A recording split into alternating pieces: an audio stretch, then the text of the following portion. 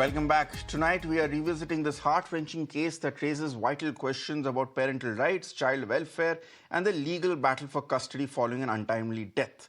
The tragic suicide of Atul Subhash, a 34-year-old engineer in Bengaluru, has sparked an intense courtroom drama with his mother fighting for custody of her grandson. Now, in the latest development, the Supreme Court has refused to entertain her plea and issued a stern warning that the child should not be traumatized. The bench also noted that the child has spent barely any time with his paternal grandmother. Justice Nagaratna's remarks effectively stated that, sorry to say, the child is effectively a stranger to the petitioner. Now, that makes sense on the face of it, but consider the other revelation that also came out in the court. The answer to the core question that was raised by Atul's parents, where was the grandson, given the fact that the grandson's mother, maternal grandmother, uncle were all or behind bars. It turns out that while Nikita Singhania, Atul's wife, was in custody, their son was placed in a boarding school in Faridabad. Now that Nikita is out on bail, the child has been taken out of school and relocated to Bengaluru with her.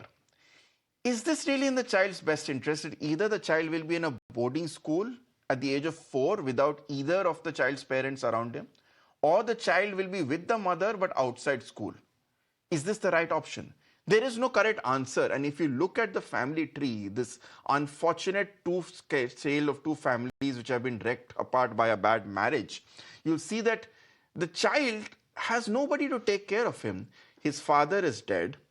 His mother, maternal grandmother, and uncle are all out on bail on conditions. The child's maternal grandfather is dead. And on the paternal side, the father, the grandfather, the grandmother, and the uncle have all been declared by the court as a stranger to the child because the child was separated from his father a long time ago when he was very young, and he's barely known that family. There is no clear answer in this mess.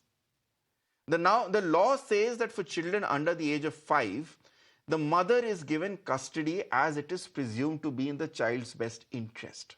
But does that apply in cases where there are allegations of one parent's involvement in the death of another? That is a question that remains to be answered in coming hearings.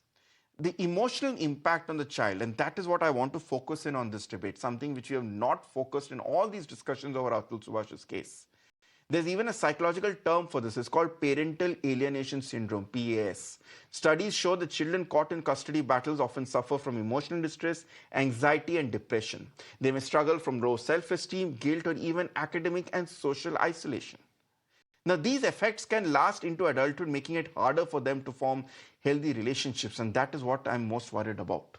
So tonight we ask, is the judicial system adopting the right approach to prioritize the child's mental and emotional well-being? Or is there more to the case than meets the eye? How does the law truly protect children caught in such bitter family disputes? Let me go across to my guests at this point for a quick but important debate. Shonee Kapoor, men's rights activist, Sanjay Singh, child rights activist here, and Rekha Agarwal, family lawyer, are joining me at this point. Thank you all for being with me. Let me start with you, Rekha Agarwal ji. Now, I know that under the Hindu Guardianship Act, I'm not remembering the entire act, it's a 1960 act, the mother is seen as the natural guardian of the child and the custodian of the child till the child is the age of 5. After that, there is a custody battle, and we all know in most cases, custody by default is already given to the mother.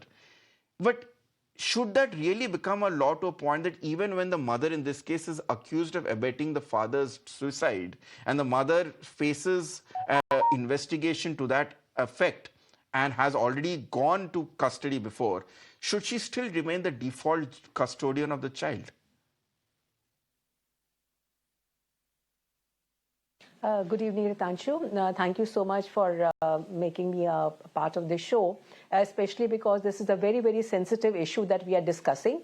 First of all, I would like to mention over here that the observations of the Honorable Supreme Court to the effect that the grandmother is a stranger to the child, and the child doesn't really hasn't spent much time with his paternal grandparents.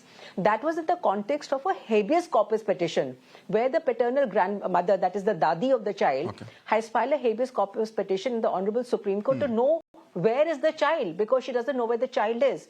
So that observation to the effect that the mother, grandmother, dadi is a stranger, wo janti hi nahi bacche ko, that should be seen in a very limited context. And at the same time, the court has also made an observation that let the observations not end up, in a media trial. And if the mother, grandmother really wants the custody of the child, for that she has to file a separate litigation, which is under the Guardians at Wards Act, which will be for the custody of the child. Having said that, what I would like to state over here is, and as I said in the beginning, this is indeed a very, very sensitive topic where the rights of the child are concerned. And as you rightly observed, that in many, many cases, it is usually the mother who is given the primary custody of the child, because especially this is in the case where the children are below 5 years of age. And under the Hindu Adoptions and Minority Act, it is the mother who generally is supposed, because the child is very vulnerable, physically, mentally, emotionally, and needs the mother more, because the child is just below 5 years old. Especially in the beginning, it could be that the mother is nursing the child, she's breastfeeding the child. Later on, still, because the child is just growing up, learning to, crawl, learning to walk. So at that time, generally the mothers are given the primary custody. And this is not only in India, but this is all over the world. Now, thereafter, after the child has crossed the age of 5 years, what the court has to see, where is the welfare? The key words are welfare of the child. So if Anju Devi, the grandmother of the child in this particular case, no, Rekha I'm sorry, I'll have to cut you short, because I know what you're saying is exactly what happens in the courts. Yes. My problem is a very paradoxical nature of this argument. Yes. If by default the child is with the mother for the first 5 years, then obviously the situation will come where the father's family will be, father or the father's family will be seen as a stranger. The child would have not been with the father for the past several years, so automatically the child will exhibit a preference to be with the mother, and then obviously the child's wishes are often taken into account. So it is never an equal playing field. Shonee Kapoor, let me bring you in at this point. One of the key aspects of misuse, we have talked a lot about misuse of 498A and other domestic violence acts, the misuse of a child's custody, in which alimony is often extorted in the name of the child's maintenance. In this case, apparently, there was a hefty demand being of 40,000, which was half of Atul's salary, as a maintenance order. Which 4-year-old needs 40,000 per month to sustain is my issue. But also the psychological effect of alienating the child away from the father and away from the family, because we all know in which direction that proceeds. The father is always cut off from the child. So, Atanu, thank you for having me here. And as Rekha said, that it is a very sensitive topic. But the remark which Supreme Court made, I think the remark is very insensitive, that the grandmother is a stranger to the child. The grandmother was with the child for 2.5 years. And anyways, the child, where the child was, he was not in a surroundings which were very conducive for him. He was not with his mother, he was not with his father. So there are only two natural guardians. So he was in a boarding school. And from the boarding school, the mother says now she'll take it to her place, which is in Bangalore, because the bail conditions say so. And that was her arguments. So I think it was very insensitive, because the child was never in the care of the mother at the very first place. Just because the mother admitted her in the boarding school does not mean that the child was in the custody and care of the mother. And the mother was, nobody knew when the mother would get bail, So the habeas corpus was posted for today. She got bailed yesterday or day before yesterday or 2 days back. Does not mean that the child would have been in care and custody of the child, of the mother. Now, once again, by refusing the custody, and habeas corpus can be converted into a custody battle also. Supreme Court and various High Court has held that also. Now, by refusing custody or liberal visitation to the parental family, the father's family, the Supreme Court or the various courts make it happen that no meaningful connection is ever made with the child. If you look at multiple cases or most of the cases, the visitation is granted for 2 hours, 4 hours a month, sometimes twice a month. So you cannot make a connection with the child in such a small period of time, when the other party for 29 days or 30 days is drilling in their mind that the father is bad, the family of the father is bad. I remember, Atanu, and it is very personal, very personal. When I say it is very personal, it is very personal. When a child came to meet me after, say, 10 months, my child was barely 3 years old, and he asked me, Aapne meri mama ko mara? And that kind of comments coming from a child to a father, yes, that hurts. And that means that the uh, mental block was being made in the child's mind that the father is bad and he used to hit his mother. And a 3-year-old child would not have known what hitting is, but he only knew that marna means hitting. So this, of course, the matter is right now put for 20th. I should not comment on that. What will happen, I cannot So pre-guess. that's the point which I'm trying to raise at this point, that it is never a equal playing field. And on one Yes, hand, it we is not. want parents to be It is not equally a equal. responsible in bringing up a So child, but again, in this legal system, we are yes, never making them equal. We're never placing them on the same pedestal. so Sanjay Singh coming here at this point. The shared point parenting which is Shonee the Kapoor, way forward. yeah, one second, Shared Sanjay parenting Singh. is the way forward. Yeah, Sanjay Singh, let me bring you in at this point as someone who understands what a child's rights are. Prevail in this case is, even if the grandmother is a stranger, I know Rekha ji is saying that it's in a different context, but let's assume this is the overall sentiment of the judicial system. Even if the grandmother is a stranger, given that she has blood ties, wouldn't she still be a by default better guardian than a boarding school at the age of 4? Definitely, if you go by the convention of child rights, first thing is we need to understand the best interest of child. We always talk about it. It's not just a line, It has to be taken very, very seriously. If you're thinking in terms of who is the best guardian for the child, here there is a lot of debate happening. I can't get into legality of it because there is various layers to it, but I agree with you. If there is a possibility, what I say, if a grandmother, if she is there, she has also the right, because we cannot send this child to foster care, because whatever we are discussing right now, you're saying Yeah. based on the evidence. I don't know the exact fact, because there are facts coming out that, okay, he is in boarding school or he's somewhere else. So this is very, very complicated right now. But what we should be looking at, what is in the best interest of child? Who is going to look after the child? Because he's already lost one parent, in a sense. Now the mother is supposed Yeah. to be the legal guardian as far as law is concerned, but it's not necessary. Anybody can be the legal guardian in a sense, because there is grandparents, there is a what you call brother of uh, deceased. So that is, there is a possibility that if we, and court has to figure out ultimately who is in the best interest, because you need to understand, because here there is a child involved, and you're talking about post-traumatic disorders, what we are talking about, because he is going to suffer from a lot of this kind of mental well-being. We need to look after, because if we Absolutely. just allow this to happen, because suppose he grows up a bit, 6, 7, 8, 9 years, he starts understanding, he goes through the case, he will be totally devastated.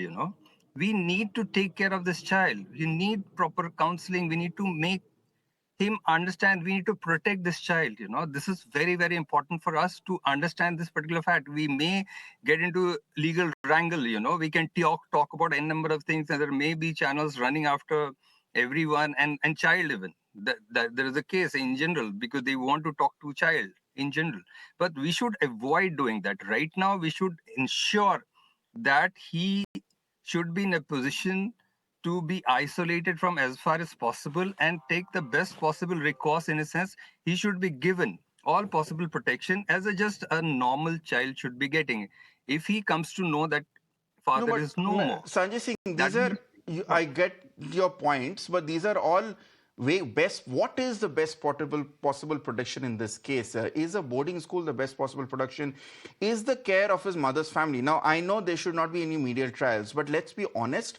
The country has made its opinion through misinformation, biases, whatever it is. The country has made its opinion, and they feel very strongly about some of the people involved in this case. So this child is going to grow up in the custody of the family, which the entire society will keep telling him that this is what your family has done to your father's family, and yet the child will be forced to live with his family or go to a boarding school. This is a messed up situation. no. What I say, it's not necessary, because right now what we are trying to do, we are thinking right now that, okay, a particular decision has come right now. There will be other trials also. It's not that child will be asked ultimately. It's not child decision is not going to be in a sense because he's too small to understand all these things happening around. Because boarding school is not the best place. I 100% agree with you, because we don't want, there has to be a At the age of proper 4. care given to the child, because he has to come back from boarding school during summer vacation, other vacation. And you're right, because if you think, I don't know whether right now, if you say abetment of suicide and other things, if mother, because mother or anybody else who is not in a position, is not the fit guardian for a child, we should not hand over 100%. This is why I agree with you that if there is something wrong with, Rekha because Agarwal, it's very, there are isn't it a various bit layers, ironic that because on we one have, hand we expect fathers, we expect men to take a greater role in childcare and handling the responsibilities of motherhood with newly born women, but legally we reduce them to just financial pay checks of alimony, and by default we say that the mother will be the best guardian. Why? I mean, breastfeeding stops at various ages. Breastfeeding rarely goes on till 5 years, and once breastfeeding is done, I don't see any natural reason why mother by default has a God-given right over the child, over the father. no, as far as child rights is concerned, it's equal, You're it's not that absolutely right. I you No, no, completely this get cannot your question say. was to views. Rekha Agarwal. Okay, This question sorry. was to Rekha Agarwal. Sir, Rekha ji, please go on. Um, uh, Yeah, I fully agree with your view. We are not making mothers into Mother Indias, as if they've got a halo around their head. Not at all. Being a woman myself and a mother myself, I would state over here that, of course, men and women have to be treated equally, and mothers and fathers also have to be given an equal level playing field. Having said that, all I wanted to emphasize when I pointed out the 5-year fact, age fact, and the point of breastfeeding was that in our laws, if the child is below 5 years of age, normally the courts think that the mother should be the primary caretaker of the child, because A, the child may be breastfeeding, or the child may be just a toddler, crawling, learning to walk, etc. So in such kind of cases, the norm is to give the custody to the mother as a primary caretaker. But after 5 years of age, there are cases where the child may not be given, where the mother may not be custody, even if the child is below 5 years of age. There have been cases to that effect also. It is not as a rule that har case ke andar if the child is below 5 years of age, the mother will get the custody. It all depends upon the facts of each case. In a particular case, the court may come to a conclusion that even if the child is below 5 years of age, the father is better placed to take care of the child, and there can be many factors. In this particular case that we are discussing, that's good to hear. the fact That's that the really child is good to 4 hear years that of there age that is has no been admitted blanket to a rule which boarding goes school, ahead at this that point, itself doesn't, yes, and it comes down to the court's there's no discretion. blanket. No, So not at But, all. I'm glad you say that, but Yes, I'm just going to end with absolutely. that And it note of depends upon many cynicism. factors. Unfortunately, Shonee And Kapoor, just because, I'm running short, I'm running over time, so I can't come back to you. But I can sum up what you're already feeling, Shonee Kapoor. It's never yes, by the book. And what we have been seeing ever since from day one of this Atul case is that whether it it's be never by the alimony, whether it be child custody, whether it be divorce, it is always a skewed dynamic. And which is why we need to rethink this as much as we need to rethink other aspects which we have discussed at length here, if nothing else for the sake of the child. I shudder to think what the child's future will be if he continues to be caught in this legal wrangle. Thank you so much, Shonee Kapoor, Rekha ji, and Sanjay Singh ji, for a story which is quite close to my heart personally. Thanks for pleasure. watching The Thank you Urban so much. Debate. On the other side is Nation at 9 and Global Mirror with Shiv Upadhyay.